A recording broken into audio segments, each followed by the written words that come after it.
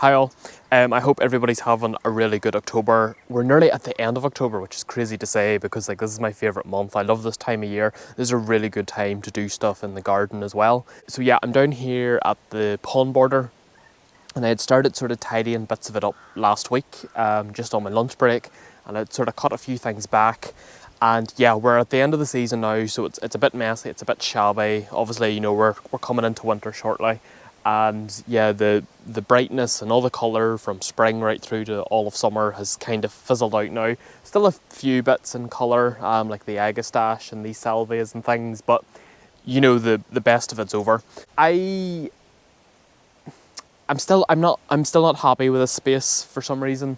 I just can't seem to get it right, and it's really bugging me. It was really good in 2022. That was a really good year for this space, and I had it looking, in my opinion, my best. This year, I don't know if it was because we just had a bad summer, or it was really wet, or it was the weather, or what it was, but I just didn't feel it looked as great. And I know some of it's just annuals and it's stuck in, and I've kind of ripped some of that out now. So, I had the riciness in here, and there was cosmos, and there's still a few annuals left actually, but that's all going to come out. And I'm sort of reviewing the space again, and yeah, there's just a few things that I don't think are doing great. I'm known, I suppose, for sort of like a messy style of gardening. Like I cram a lot into a space. I do really make all the plants compete with themselves. And I've already sort of, divided some of the red hot pokers that are in there, or the Nabhoffna, because they had started to get quite big. And I am in two minds about taking all of the pokers out actually. I did move 2 clumps of them, but I'm just thinking, should I take them all out? They don't flower long enough when they do flower, and you need to deadhead them a lot. And I'm at a point now where I feel the garden has to work a bit harder than what it's doing, or the plants have to work harder to earn their keep type thing. That's, for example, why the salvias stay, because they're really long flowers. There's Stipachimissima in there. Again, it's a grass, but it looks good in a lot of seasons. I'm tempted to actually put in Geranium Roseanne, which I have in other parts of the garden. I didn't really want to put it down here because I didn't want to incorporate blues into this colour scheme, but because it's just such a doer and it's such a hard worker in a space, I'm in two minds. I feel maybe I could put it in here. What's bothering me is the Santolina. I put this in because this border gets full sun, and this is normally quite a good plant for full sun. And the first 2 years it's done well. One clump is doing better than the other. I sort of wanted silvers closer to the edges of the rocks because I kind of like silver. It's nice and bright because it's mostly a foliage plant. It does flower, it has a yellow flower, but very seldom flowers with me, Santolina. And I was just using it as a foliage, like an evergreen foliage structure. But now I'm tempted to take the two clumps of it out, if I can get them out. One of them is quite well established. Yeah, I also feel I'm putting too many tall perennials in, and against the hedge there is quite young hydrangea paniculata limelights. And again, I don't know if it's the beech hedge taking all the moisture out, but this is their 3rd or 4th year in now, and they're just not thriving.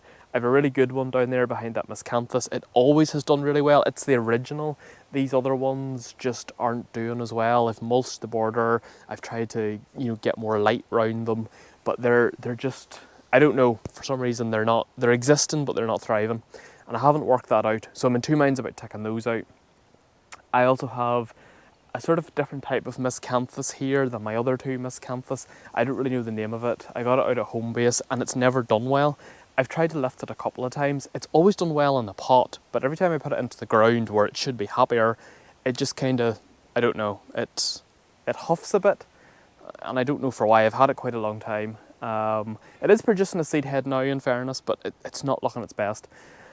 And then there's other bits and pieces sort of dotted in here that you can't even really see. Again, they're smaller shrubs. I have an Inkianthus in there.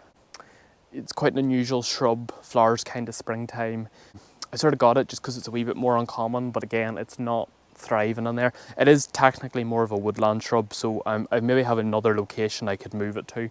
And now's a really good time to move a lot of these plants. If you have plants that aren't doing well, you can move them now. I have a Chilean firebush in here as well. which I took this notion I felt I needed. I have it down here in this location because it's full sun, so I was kind of hoping it would do well here. It's still quite early days yet, it maybe will do well at a later point, but we'll see what happens. So this is my thought process, is to take out the Santalinas, which is the silver. I don't know yet if I'm going to move the Senecio angel wings. I'm still two minds about that. I have another clump of Senecio angel wings somewhere else that's not doing too well, and I either might move them down here or take all these ones out, but it's where I'll rehome them, I don't know, because they need that full sun. You'll find that with silvery plants, usually anything with a silver leaf has full light requirements normally. I have a Hebe James Sterling in behind the salvia here, which is quite a small shrub. It's gold. It's usually quite an unattractive shrub. It's one that gets left on the bench that a lot of people dislike. I only have one of it, and therefore it looks really out of place in this whole border. I love the colour of it, and I'm thinking if I could see 3 or 4 more, this is kind of their season of interest. It's a good coastal shrub as well, if anybody's coastal watching this. Hebe James Sterling. It's the most unusual Hebe you'll ever see because a lot of people think it's a conifer. It's not a conifer, but its looks are very deceiving. But yeah, it's really good for salt tolerance if you live in somewhere that's coastal. I'm thinking of moving it forward. I'm either going to, as I mentioned, get some geranium roseanne and put it along the front here, and that'll all trail over and it flowers blue, and maybe just change this whole border to kind of blue, white, purple, orange, silver. And I'm also tempted as well around the rock edges, maybe when I'm moving some of these plants. My good friend Hugh Martin at Green Acres NI, you can find him on Instagram, I'll put his name here below. He gifted me lots of Omphaeopogon earlier in the season. I love Omphaeopogon, and I had initially planned to put it somewhere else, but I am tempted because there's so much of it now. I'm going to repot them shortly, they're up at the tunnel, and then maybe next spring put them all down here. So there'll be like a whole trim of Omphaeopogon running around the rocks. And again, that's a good evergreen. And if I did keep the Senecio angel wings in, obviously the silver and the glossy black foliage of the Omphaeopogon would look really well together.